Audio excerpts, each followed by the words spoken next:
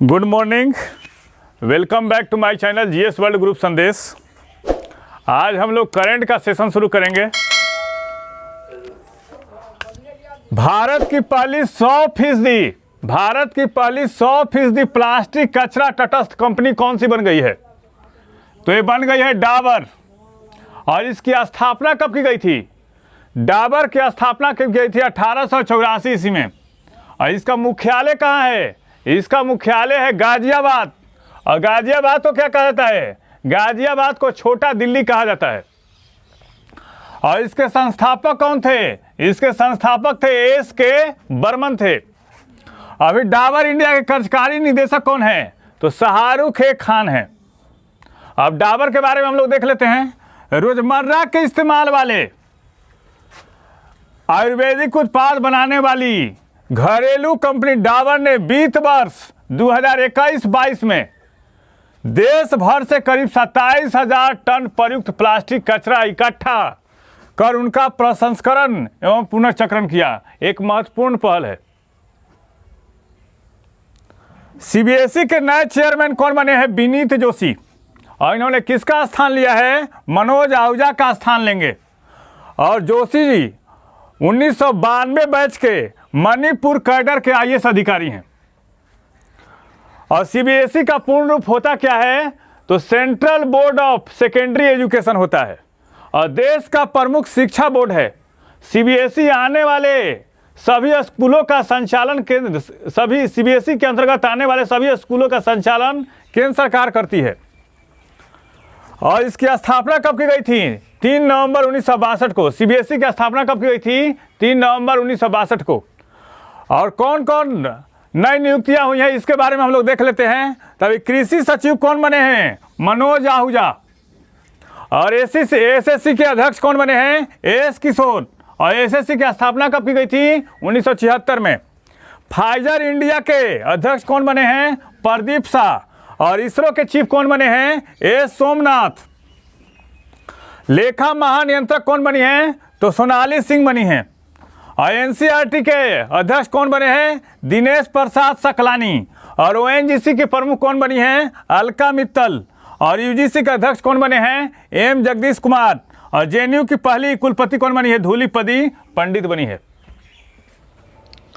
हाल ही में अंतर्राष्ट्रीय बाल कैंसर दिवस कब मनाया गया? तो 15 फरवरी को। और 2002 से मनाया जा रहा है बाल कैंसर दिवस। और 2022 में इसकी थीम क्या है? बेहतर जीव रक्षा। और इस दिन का आयोजन बाल कैंसर के प्रति जागरूकता और सहायता उपलब्ध करने के लिए किया जाता है। और हाल ही में 14 फरवरी को कौन सा दिवस मनाया गया है? अंतर्राष्ट्रीय मिर्गी दिवस। और मिर्गी दिवस 2022 में थीम क्या है? 50 मिलियन स्टेप्स फॉर एपिलेप्सी। और 4 फरवरी को कौन सा दिवस मनाया गया? विश्व कैंसर दिवस। 8 फरवरी को कौन सा डे मनाया गया? इंटरनेट सुरक्षा दिवस। 10 फरवरी को कौन सा डे मनाया गया? विश्व दलहन दिवस। और 13 फरवरी को कौन सा डे मनाया गया? विश्व रेडियो दिवस। और भारत में महिला दिवस।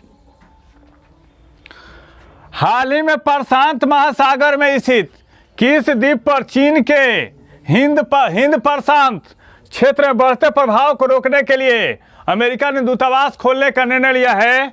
तो सोलोमन द्वीप समूह ये प्रशांत महासागर में है। और इसमें 990 से अधिक द्वीप हैं। इसकी राजधानी कहाँ है? होनियारा। और होनियारा कहाँ है? ग्वाडकैनाल द्वीप पर है। ऐसा हुआ कि सोलोमन द्वीप समूह ने ताइवान से संबंध को तोड़ते हुए चीन से संबंध स्थापित किए, जिससे कारण से अमेरिका ने हिंद प्रशांत क्षेत्र में चीन के बढ़ते दबदबा को रोकने के लिए सोलोमन द्वीप समूह में अपना दूतावास खोलने का निर्णय लिया है, जो 5 साल पहले बंद कर दिया था। और अभी इस दूतावास का काम पपुआ न्यू गिनी से चल रहा था। और अमेरिका ने इसके लिए महत्वपूर्ण पहल किया है कि चीन के आक्रामक रुख को रोका जा सकता है, उस पर दबाव बनाया जा सकता है। जनवरी माह के लिए आईसीसी का सर्वश्रेष्ठ महिला क्रिकेटर किसको नामित किया गया है? तो हीथर नाइट को। और ये कौन है? इंग्लैंड के कप्तान है। नाइट ने ऑस्ट्रेलिया के खिलाफ एशेज टेस्ट में, एशेज किसके बीच में होता है? इंग्लैंड और ऑस्ट्रेलिया के बीच में। एशेज टेस्ट में इंग्लैंड की कप्तानी की थी और शीर्ष स्कोरर रही। नाइट की नाबाद 168 रन की पारी महिला टेस्ट इतिहास में किसी भी कप्तान का दूसरा सर्वोच्च स्कोर है। और पुरुष में किसको दिया गया, तो जनवरी माह के लिए दक्षिण अफ्रीका के कीगन पीटरसन को सर्वश्रेष्ठ पुरुष क्रिकेटर नामित किया गया है। Saint Petersburg Ladies Open tennis tournament में एनेट कोंटावेंट किस देश की रहने वाली हैं, एस्टोनिया की। एस्टोनिया की राजधानी कहाँ है, तालिन। ने किसको हराकर चौथा इंडोर खिताब जीता है, मारिया सकारी को। और 6 खिताब अब तक करियर में जीत चुकी हैं। कौन, एनेट कोंटावेंट। एयर इंडिया का नया सीईओ किसको नियुक्त किया गया है, एल्कर आईसी को नियुक्त किया है। और टाटा सन्स ने तुर्की एयरलाइंस के पूर्व चेयरमैन एल्कर आईसी को एयर इंडिया का सीईओ नियुक्त किया है। और टाटा सन्स के चेयरमैन कौन है, एन चंद्रशेखरन। और institute of chartered accountants of India के अध्यक्ष कौन बने हैं, देवाशीष मित्रा बने हैं। बिहार खादी का ब्रांड एम्बेसडर किसको नियुक्त किया गया है, मनोज तिवारी को।